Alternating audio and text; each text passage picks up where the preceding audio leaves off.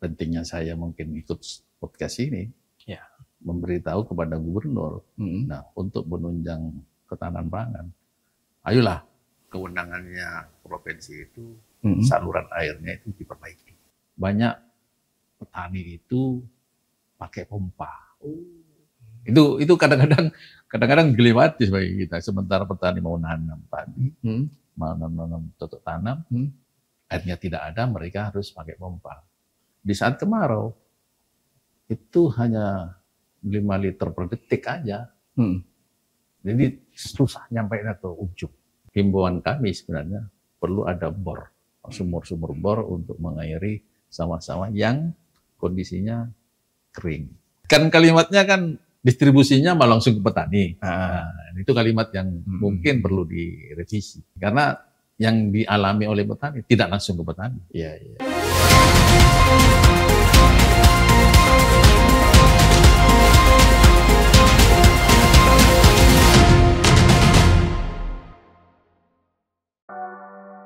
Yoyok Mulyadi, sosok pemimpin bersahaja yang lahir di bumi Situbondo pada 8 Mei 1962.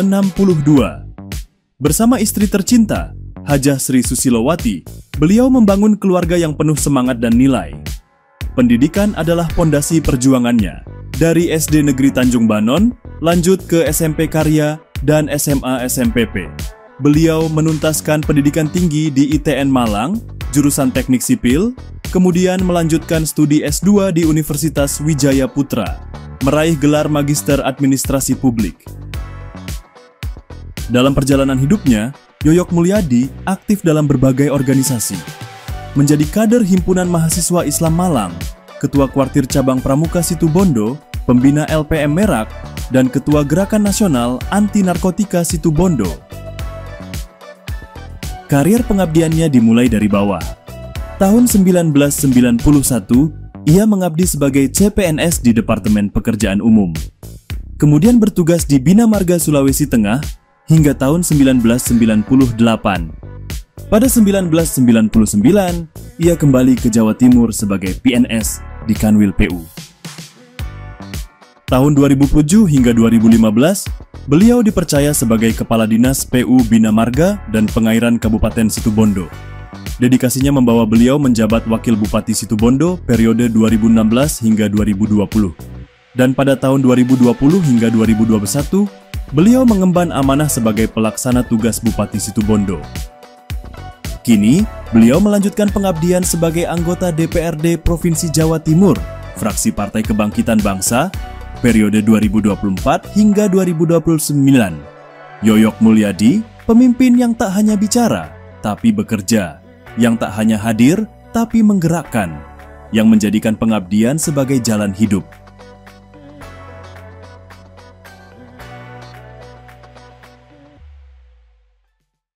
Assalamualaikum warahmatullahi wabarakatuh. Salam sejahtera untuk kita semuanya. Tribuners, bertemu lagi dengan saya, Mujib Anwar, jurnalis senior Harian Surya Tribun Network dalam acara podcast DPRD Jawa Timur Gebrakan Wakil Rakyat.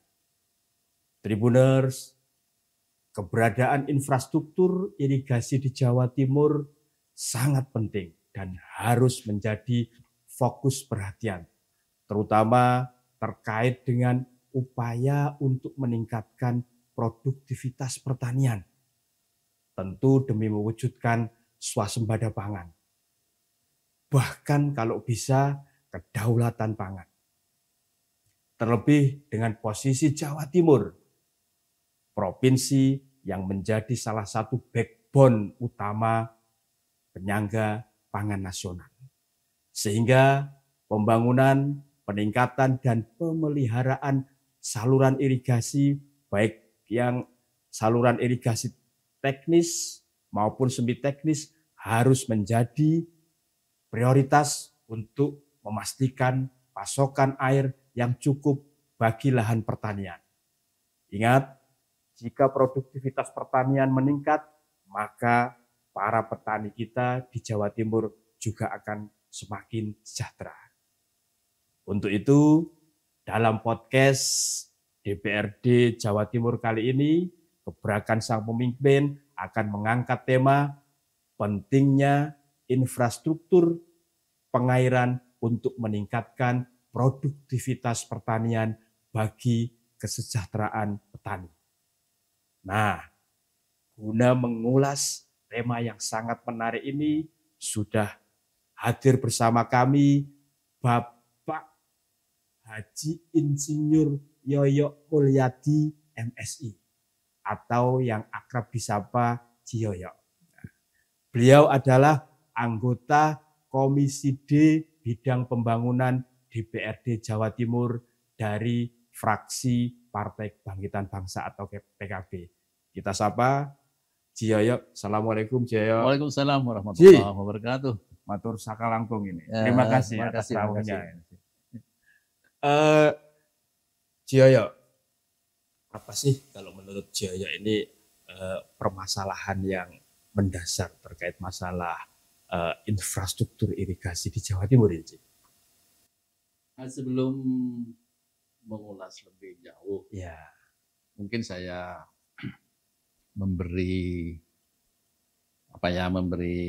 penjelasan pengantar bahwa saluran irigasi itu kan ada kewenangannya masing-masing. Ya. Kalau di bawah 1.000 hektar untuk tanah pertanian itu kewenangannya kabupaten. 1.000 sampai 3.000 itu provinsi, dan 3.000 ke atas itu nasional. Nah, di Jawa Timur itu luasannya ya. Luasan areanya. Kemudian saluran irigasi itu kan ada yang primer, ada yang sekunder, ada yang tersier. Ya. Sedang yang primer itu biasanya dikelola oleh di sini BPWS. Berantas. Kemudian yang sekunder dikelola oleh provinsi Jawa Timur, dan yang tersier biasanya di HIPA kabupaten.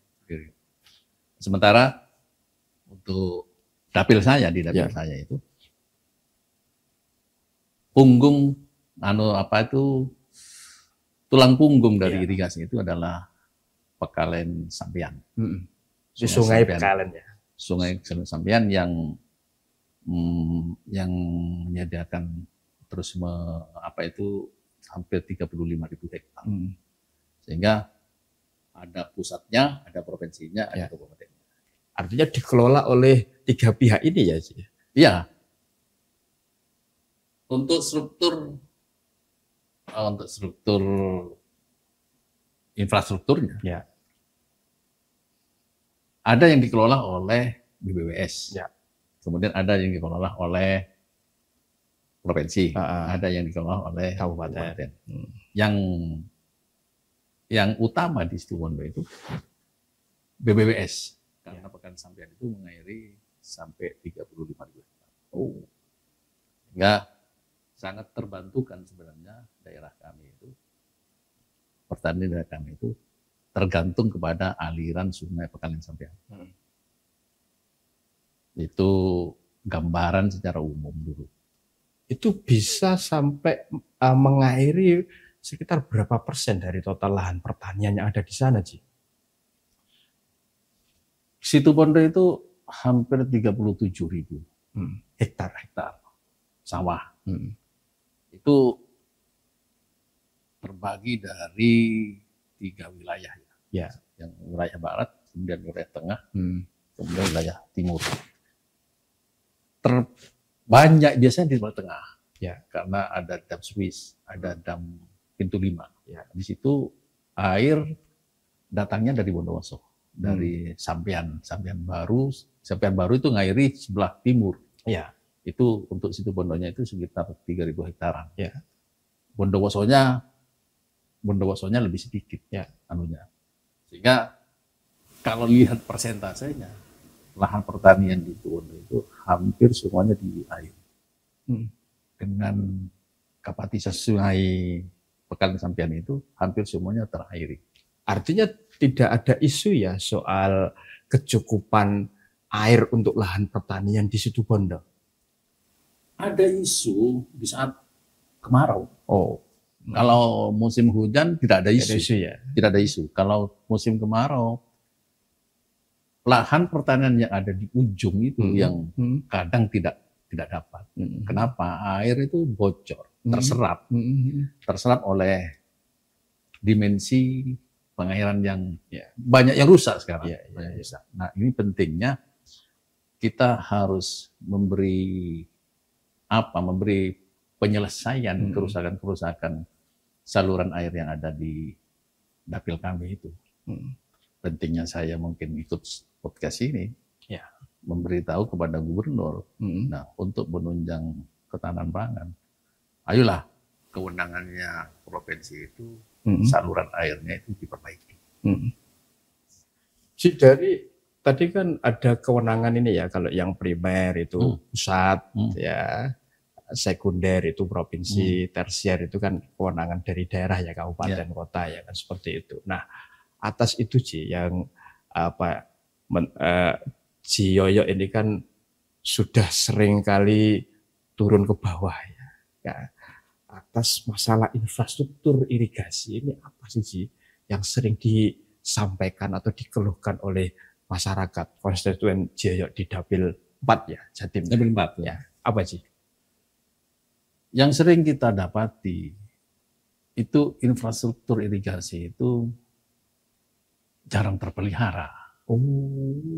Bukan jarang terpelihara ya, mungkin terabaikan. Ya.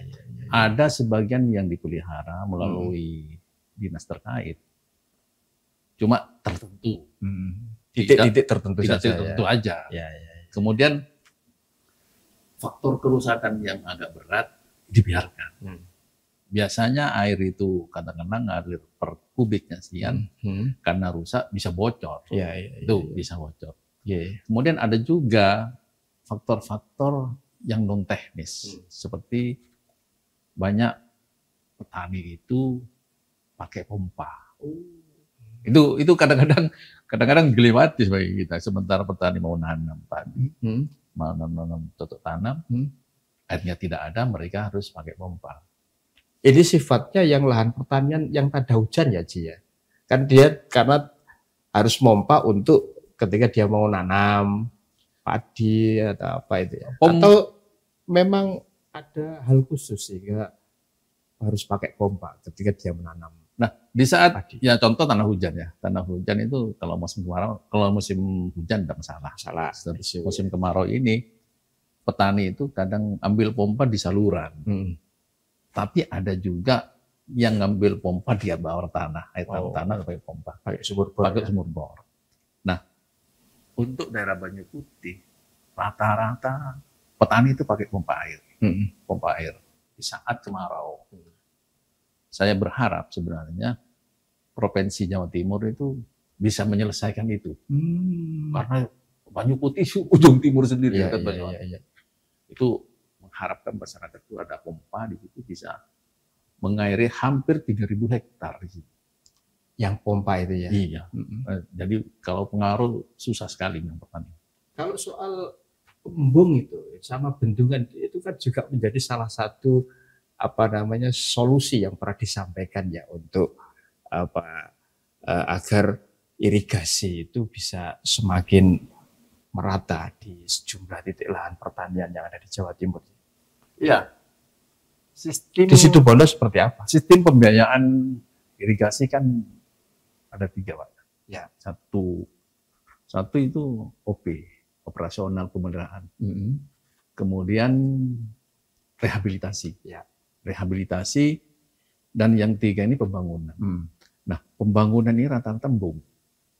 Jadi di saat air lebih tidak tertampung, harus ada embung. Sebagai penampungnya, penampungnya, tandon ya. Tapi di daerah dapil saya itu sudah ada anunya istilahnya bendungan. Sudah ada bendung sampean. Ya. Jadi embung untuk sementara mungkin bisa diabaikan, karena sudah ada bendungan sampean itu. Nah, pembangunan bendung atau embung yang akan dilakukan kalau seandainya bisa menyimpan air di saat kemarau. Kalau air itu di saat hujan itu berlimpah, terbuang, tapi di saat kemarau kurang. Ya. Nah itu lumbung sebenarnya untuk daerah-daerah tertentu. Cuma ada macam-macam di pengairan itu. Satu ada yang pengairan yang airnya ini memang datang dari sumber. Ya. Kalau yang di sumber tidak masalah, itu dikelola oleh desa. Ya. Tapi air yang datang dari saluran yang ada di sungai itu harus di-manage dengan baik. Bagaimana caranya di saat kemarau bisa terairi, di saat hujan pun bisa terairi.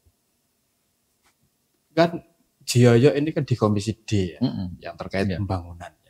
Selama pencermatan Jiyoyo soal yang namanya pembangunan infrastruktur irigasi itu kan butuh yang namanya anggaran.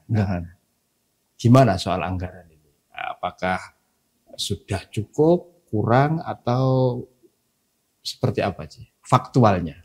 Faktualnya gini Mas, sekarang kan lagi booming kalimat efisiensi. Ya, di mana-mana ada efisiensi. Satu sisi itu, sisi yang lain, ini kan jualannya kan sekarang ini adalah kedaulatan pangan, swasembada pangan ya. Kalau dilihat dari anggaran, ya bisa dilihat cukup tidak cukup. Cukup. Kalau operasionalnya itu sudah mendekati bisa terjalan dengan baik, karena dia cuma memelihara pintu, memelihara yang bocor-bocor. Pintu ini dam ini ya. Pintu air pintu air ini ya. Dipelihara. Yang karatan bisa dibuat bagus, yang diganti dan sebagainya. Cuma yang rehabilitasi ini kan kerusakannya kecil ke menengah.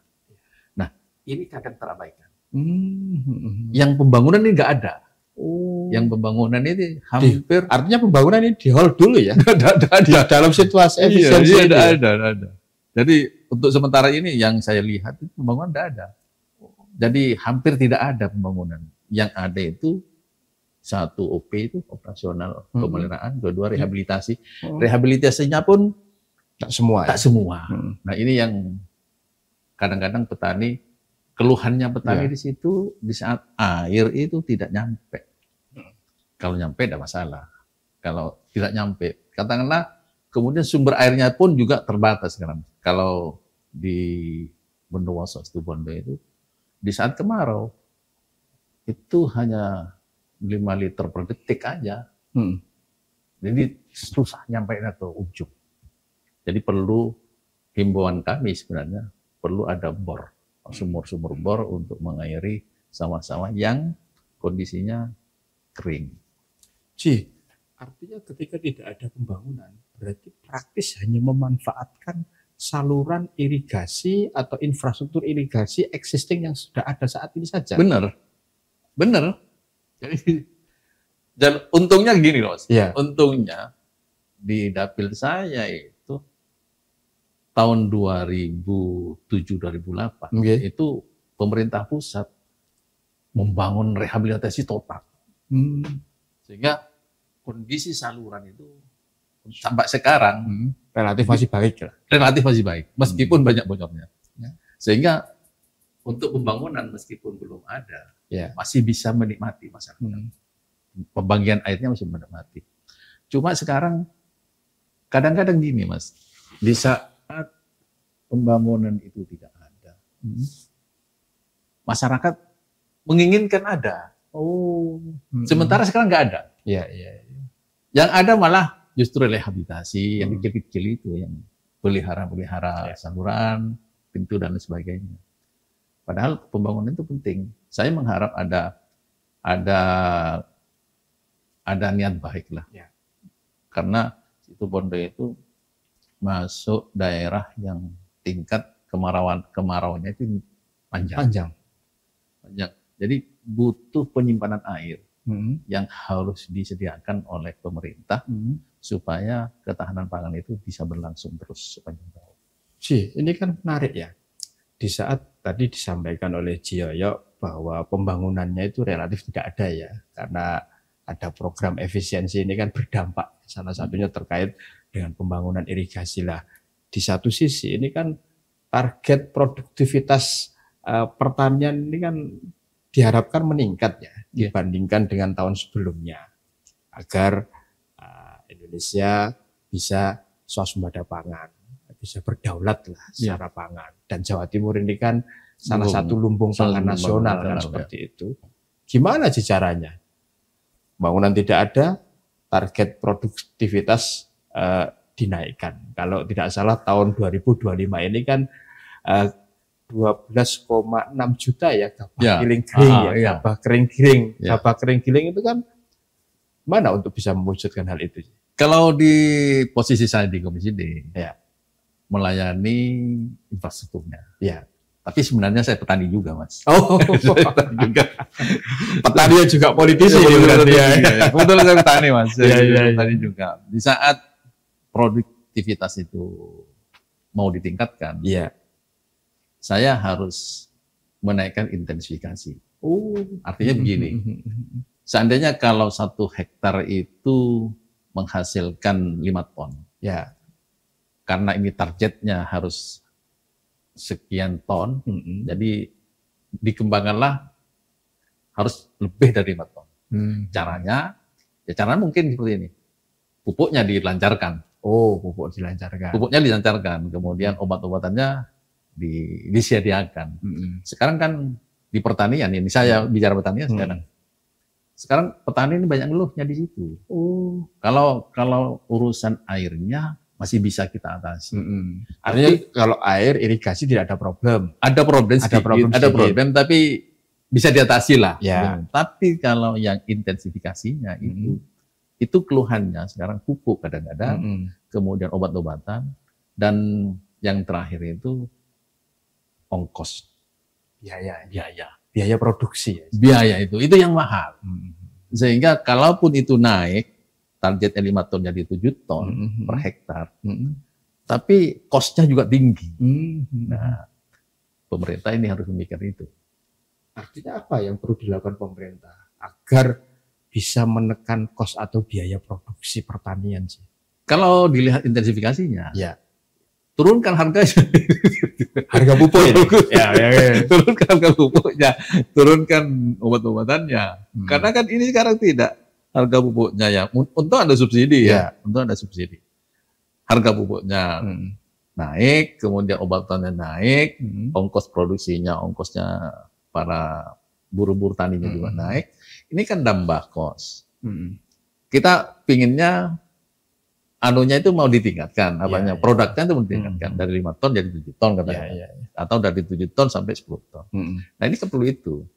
Nah, ini pemerintah bagaimana alur pupuk ini menjadi faktor utama. Sekarang mending lumayan. Sekarang katanya soal pupuk ini relatif lebih bagus sih daripada sebelumnya ya.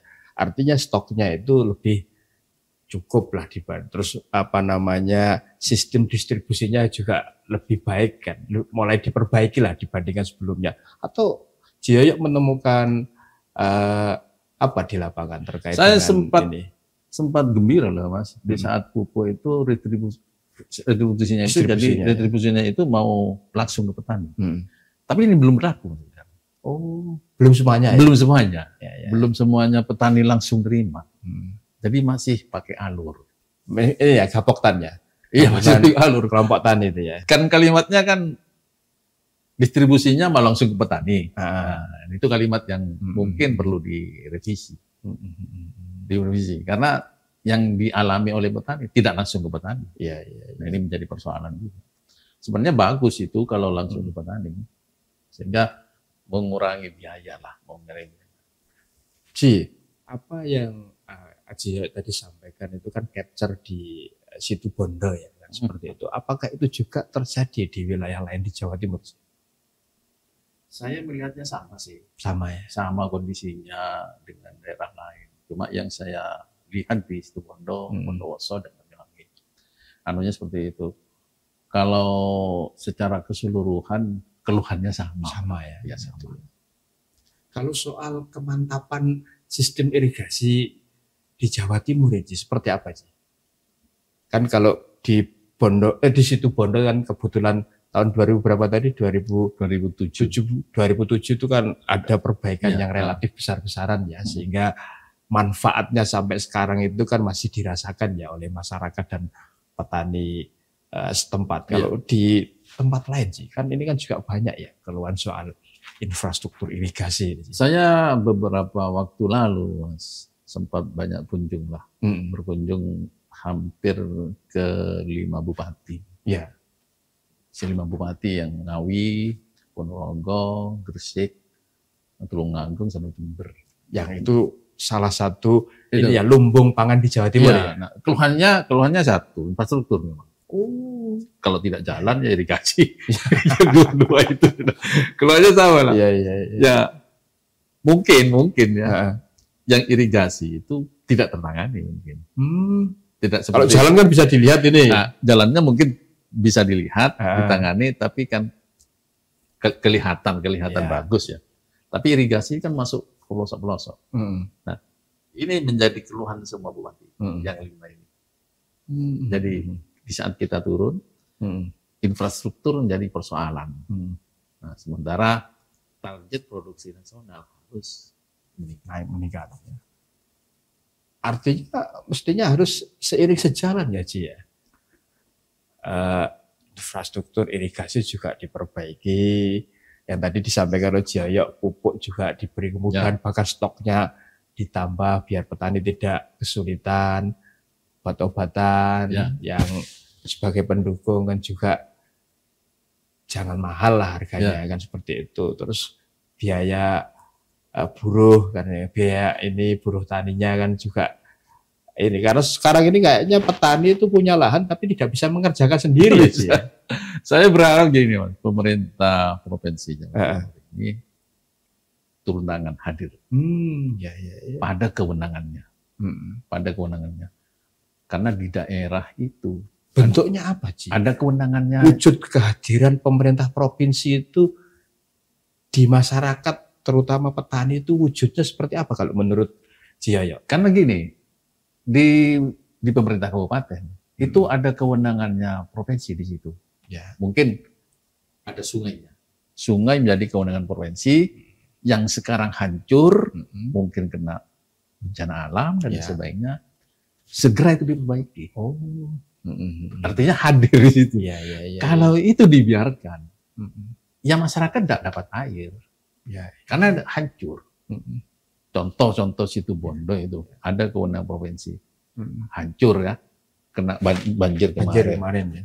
Kemudian tidak ditangani dengan cepat, ini persoalan. Padahal itu kewenangannya provinsi. Seandainya kewenangan kabupaten, mungkin kabupaten bisa. Tapi ini kewenangan provinsi. Saya berharap pemerintah provinsi itu hadir, turun tangan, dilihat di semua dapil katakanlah, di semua Jawa Timur yang menjadi lumbung dari padi ini.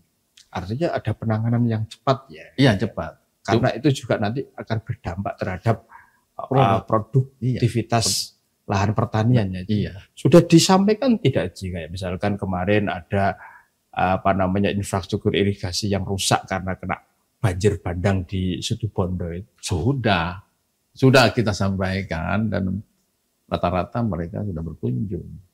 Datang, saya khawatir gini. Di saat banjir datang foto hilang.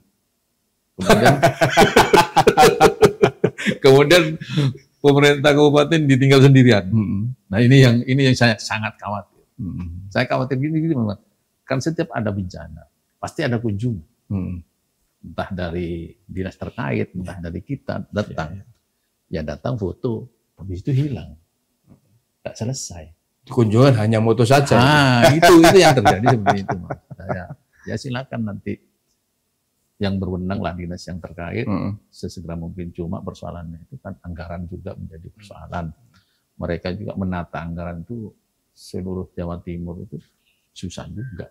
Mana yang prioritas, mana yang enggak. Ya, Ci, di Jawa Timur ini kan juga cukup banyak ya yang lahan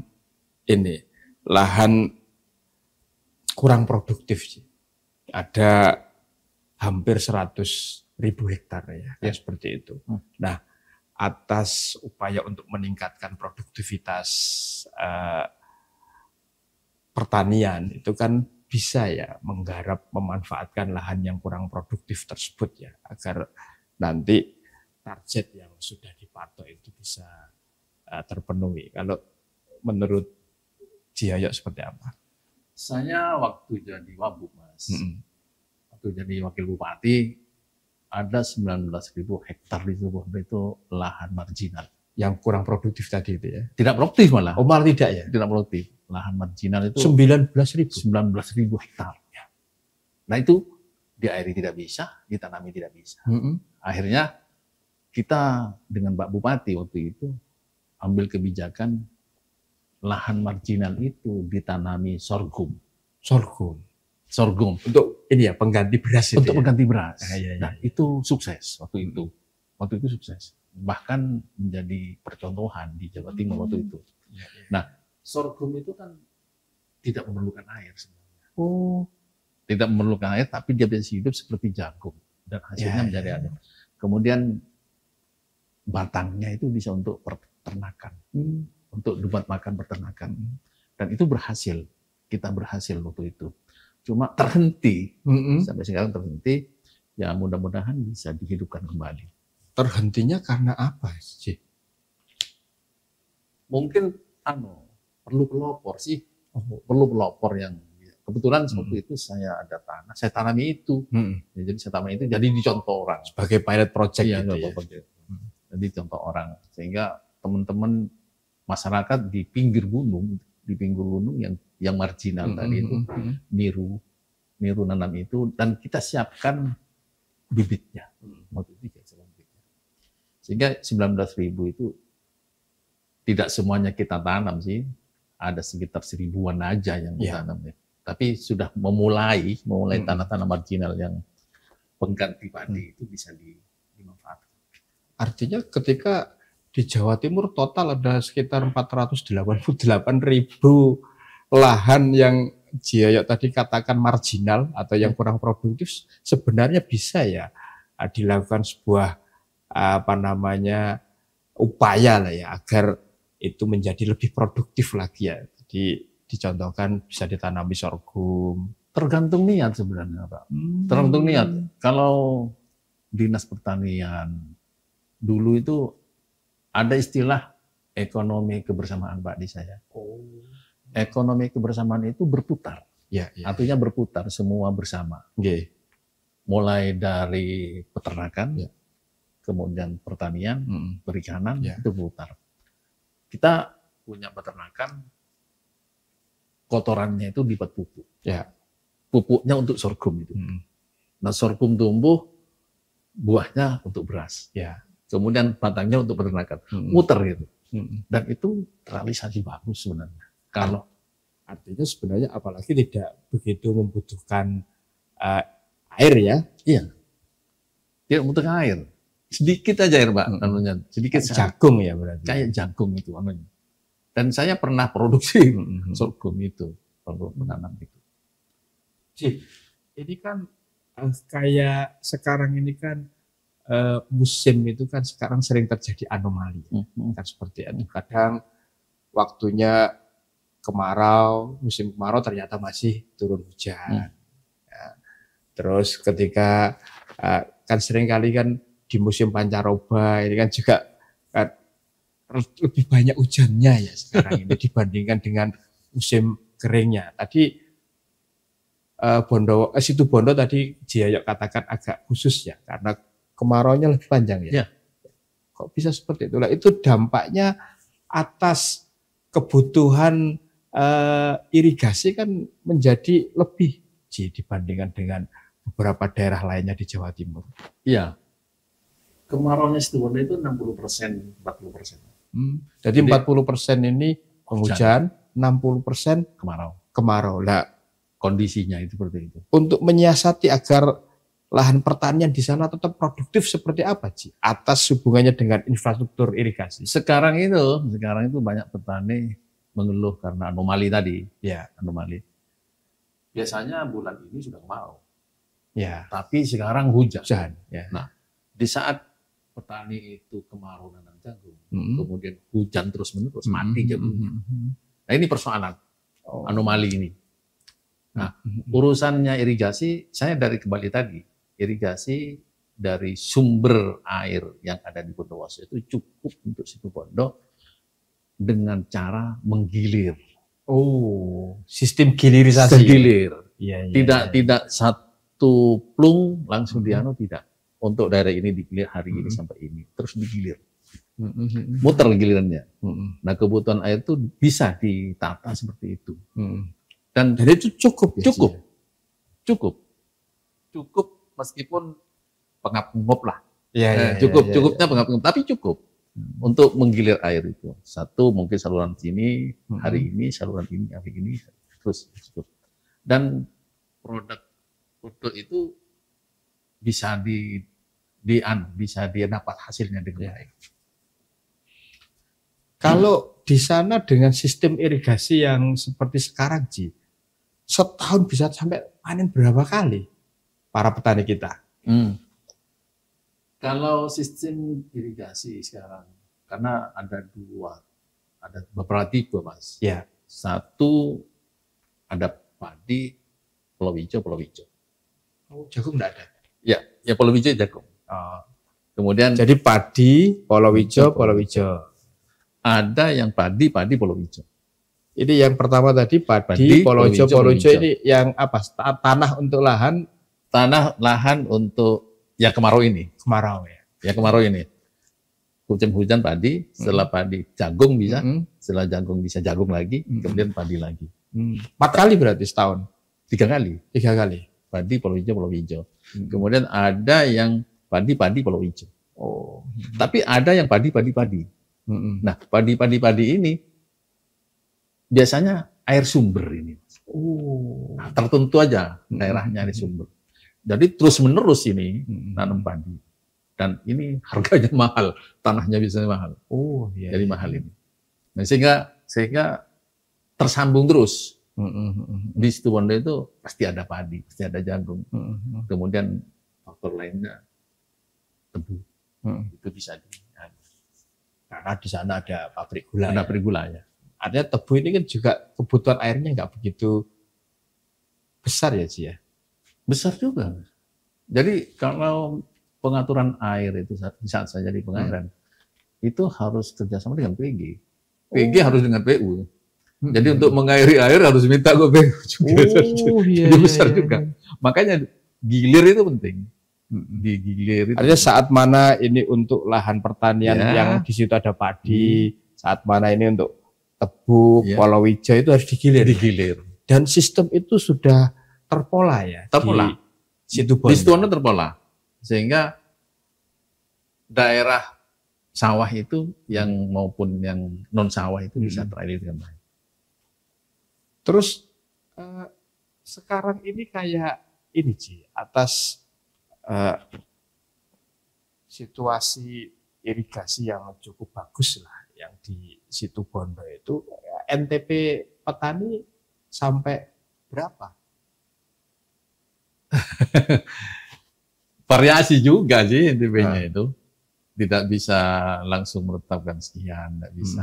Tapi rata-rata itu kalau per hektarnya itu bisa 5 ton lumayan. Ya. Sudah cukup lumayan. Tapi ada juga yang gagal panen. Macam-macam gagalnya ya karena tikus. Karena mungkin padinya itu bagus, tapi serangan harapannya seperti itu. Jadi tergantung situasi ini. Kalau menurut Haji Yoyo ini, apakah memang kemantapan infrastruktur irigasi itu berbanding lurus dengan produksi pertanian yang di ujungnya nanti menjadikan petani lebih sejahtera? Kalau menurut saya gini, kemantapan itu membantu. Membantu hasil pertanian. Ya. Kalau sudah mantap, biasanya berbanding lurus dengan hasil pertanian. Hasil produksinya. Tapi kalau bicara kemantapan dengan rezeki, tidak Jadi tidak bisa tentukan saya. Iya. Karena 1 hektar ngumpul, 1 hektar sini hasilnya tidak sama. Itu kalau dilihat dari rezeki. Tapi kalau dilihat dari teknis, itu sejalan. Di saat infrastruktur irigasi itu mantap, air kan tidak bocor. Sehingga keperluan petani terpenuhi. Nah, sekarang persoalannya kan infrastrukturnya itu tidak mantap. Sudah lama ya, sudah lama. Ada yang bocor, ada yang bongkar. Nah, itu tidak diperbaiki. Nah, ini kan bocor air. Biasanya nyampe, tidak nyampe. Nah, katakanlah air yang dari titik 0 itu 5 kubik, sampai sini paling 3 kubik. Nah, itu yang seperti itu perlu perhatian infrastruktur. Kalau posisi Jawa Timur ini kan sebagai lumbung pangan nasional, kan logikanya ketika Jawa Timur menjadi backbone utama swasembada pangan ya nasional, kan berarti anggaran yang dikucurkan mestinya besar dong. Prakteknya seperti apa sih? Kan Dewan kan juga punya fungsi budgeting toh. Diharapkan Jawa Timur itu sesuai dengan cita-citanya, lumbung pangan. Diharapkan. Dan karena Jawa Timur ada 38 kabupaten kota, ya masing-masing kabupaten diberi target biasanya. Nah, sehingga mereka tuh bergerak cepat. Tidak bisa Jawa Timur gubernur itu sendirian. Harus bersama-sama dengan 38 kabupaten kota. Stakeholder terkait juga untuk harus mencapai tujuan ini tadi. ya, berkolaborasi. Cuma harus dibantu. Harus dibantu. Minimal bantuan untuk memperbaiki infrastruktur itu. Kemudian apa yang saya tadi sebutkan seperti intensifikasi itu, saluran menyalurkan pupuk dan sebagainya itu juga harus diperbaiki. Artinya kalau Ciyoyo cermati berarti kebijakan-kebijakan ya terkait infrastruktur irigasi ini sudah on the track atau seperti apa di Jawa Timur?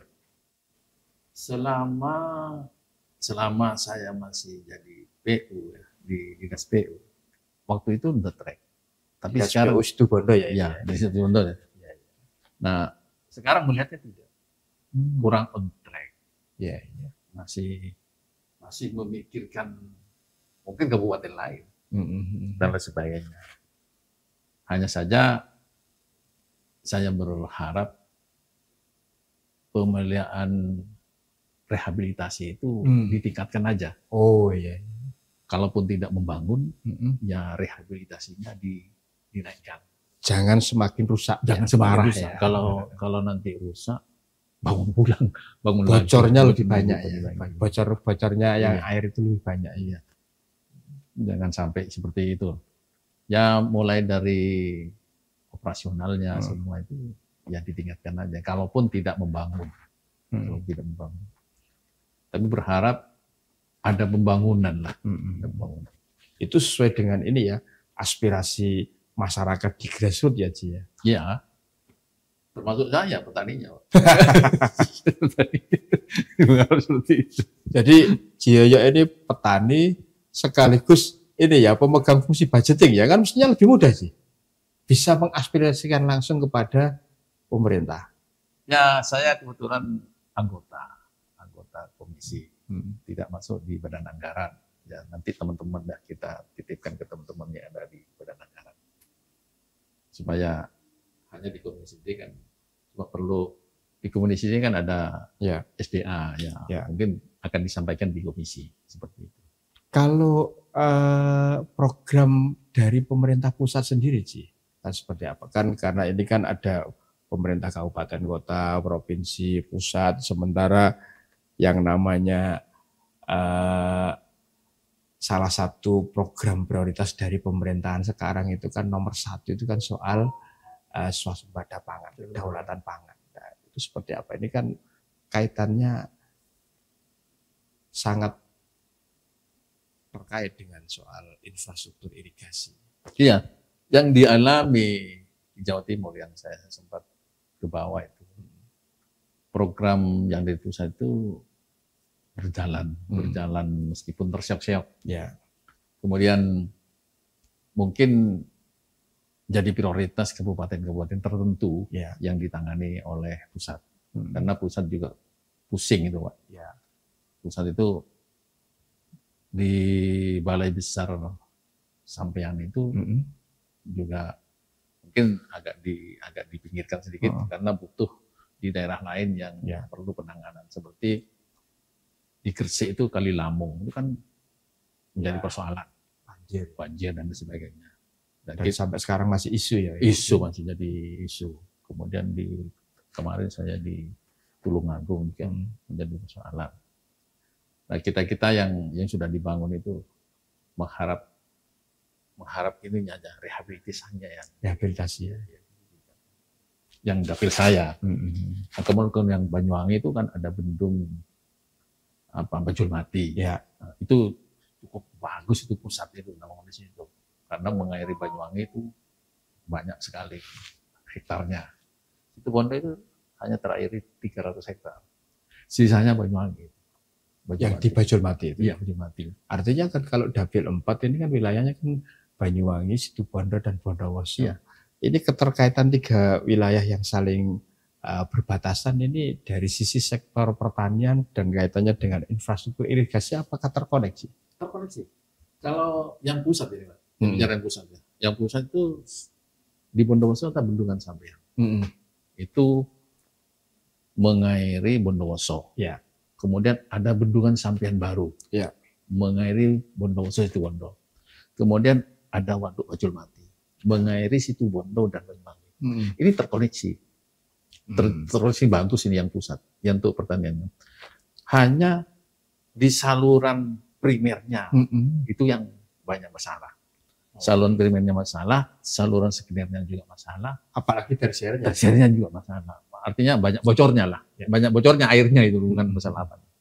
Kalau pusatnya bagus itu, ini ada bendungan Bajul Mati, ada Sampean baru, tiga itu.